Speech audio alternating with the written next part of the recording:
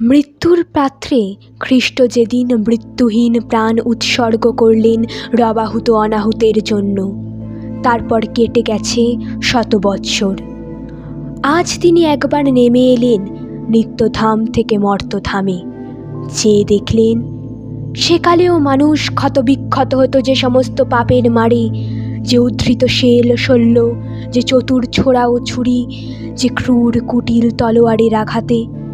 বিদ্যুৎ বেগে আজ ফলায় শান দেওয়া হচ্ছে হিস হিস শব্দে স্ফুলিঙ্গ ছড়িয়ে বড় বড় মসিধুমকেতন কারখানা ঘরে। কিন্তু দারুণতম যে মৃত্যুবান নূতন তৈরি হলো, ঝকঝক করে উঠল নরঘাতকের হাতে। পূজারি তাতে লাগিয়েছে তারই নামের ছাপ।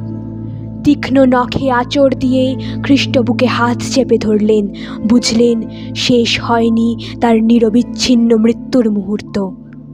নূতন শুল তৈরি হচ্ছে বিজ্ঞানশালায়, বিচ্ছে তার গ্রন্থিতে গ্রন্থিতে। সেদিন তাকে মেরেছিল যারা ধর্ম মন্দিরের ছায়ায় দাঁড়িয়ে, তারাই আজ নূতন জন্ম নিল দলে দলে। তারাই আজ ধর্ম মন্দিরের বেদির সামনে থেকে পূজা মন্ত্রের সুরে ডাকছে ঘাতক সৈন্যকে, বলছে মারো মারো। মানবপুত্র যন্ত্রণায় বলে উঠলেন ঊর্ধ্বে চেয়ে, হে ঈশ্বর, হে মানুষের ঈশ্বর, কেন আমাকে ত্যাগ